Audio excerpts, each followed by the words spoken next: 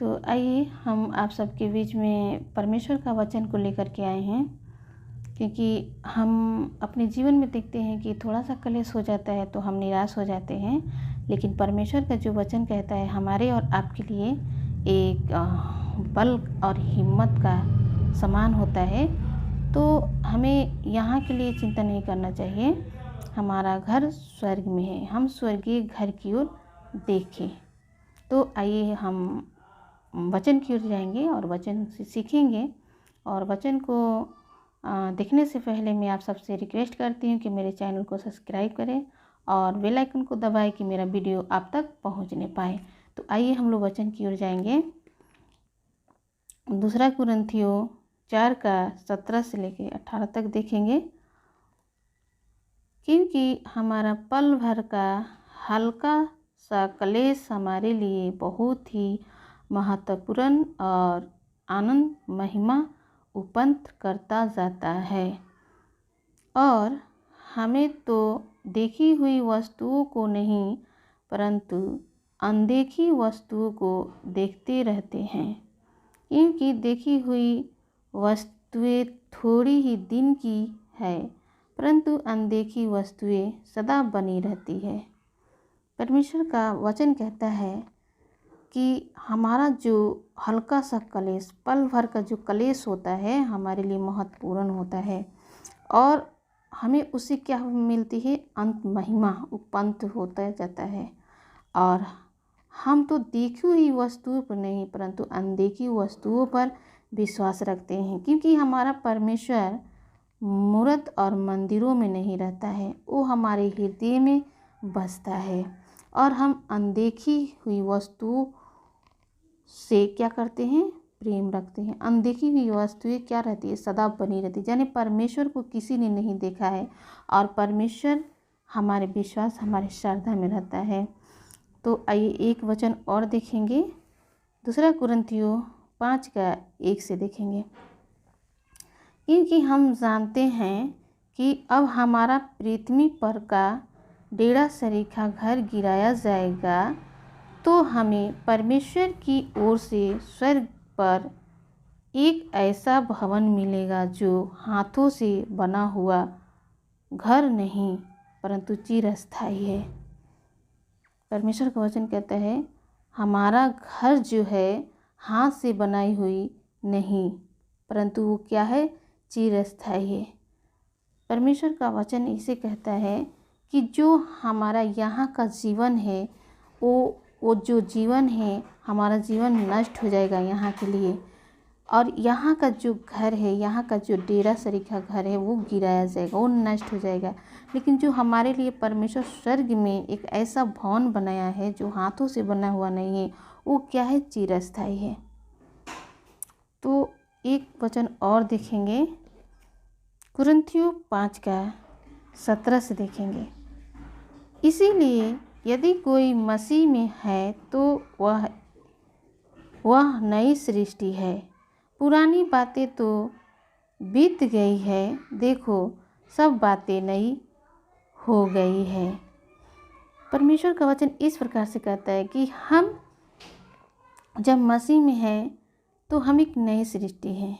जो हमारा जीवन पुरानी रीति से था, जो हम संसारिक थे, संसारिक आदि शिक्षाओं में थे, उन सारी बातों को हमारे जीवन से परमेश्वर निकाल दिया है।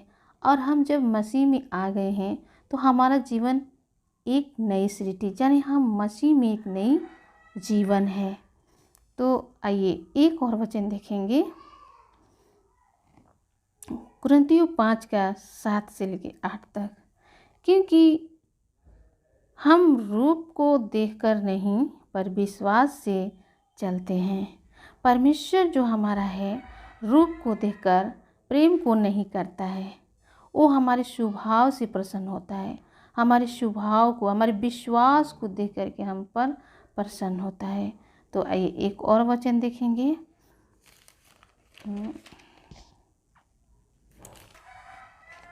कुरिन्थी 1 का 3 से लेकर 4 तक। हमारे प्रभु यीशु मसीह के और परमेश्वर और पिता का धन्यवाद हो, जो दया का पिता और सब प्रकार की शांति का परमेश्वर है। वह हमारे सब कलेशों में शांति देता है, ताकि हम उस शांति के कारण जो परमेश्वर हमें देता है उन्हें भी शांति दे सके जो किसी प्रकार के क्लेश में हो। परमेश्वर हमारा क्या है?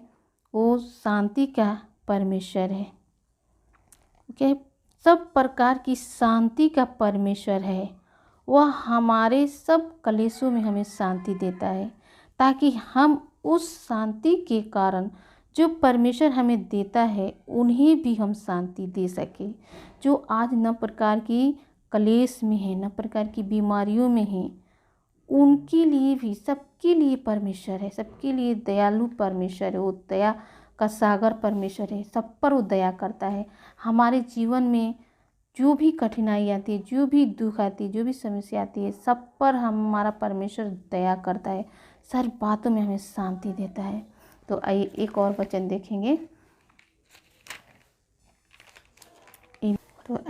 वचन देखेंगे। इब्रानियों 11:6 से देखेंगे।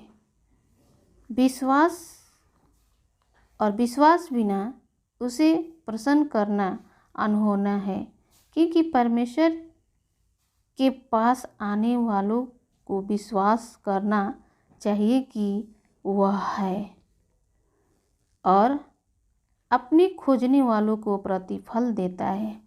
परमेश्वर के प्रिय लोगों, परमेश्वर का वचन कहता है कि विश्वास बिना उसे प्रसन्न करना अनहोना है, क्योंकि परमेश्वर के पास आने वालों को विश्वास करना चाहिए कि वह है।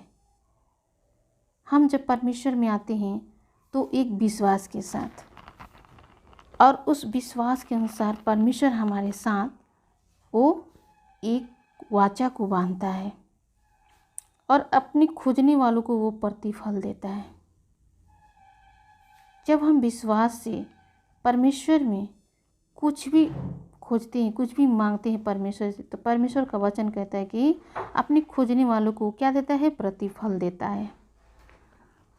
तो परमेश्वर इस वचन से आप सबको आशीष दे। आप मेरे प्रिय भाई बहनों, आप किसी भी समस्या से आप ना घबराएं, ना डरे, क्योंकि परमेश्वर का वचन कहते हैं जब हम परमेश्वर में आ जाते हैं तो परमेश्वर के लिए हम क्या है? एक नई सृष्टि है, एक नया मसीहत जीवन हम जीने लगते हैं। और परमेश्वर क्या करता है? हर एक कलेशों से निकालता है। वो कलेशों से क्या करता है? हमें संभालता है। हमारे जीवन में दुख तो आती है, समस्या तो आती है, लेकिन वो जीवन भर के लिए नहीं होती है, वो थोड़ी देर के लिए होती है। संसार की दुख जो है वो हमेशा के लिए है, लेकिन हमें संसार से परमेश्वर अलग किया है, तो हमें परमेश्वर पर धीरे रहना चाहिए, धैर्यवान बनना चाहिए। परमेश्वर क्या है? शांति का दाता है, शांति का परमेश्वर है। हमें हर एक प्रकार के कलेशों से निकालता है, हर एक प्रकार के दुखों से बचाता है। परमेश्वर आप सबको इस वचन से आशीष दे। सबको जय मसीह की।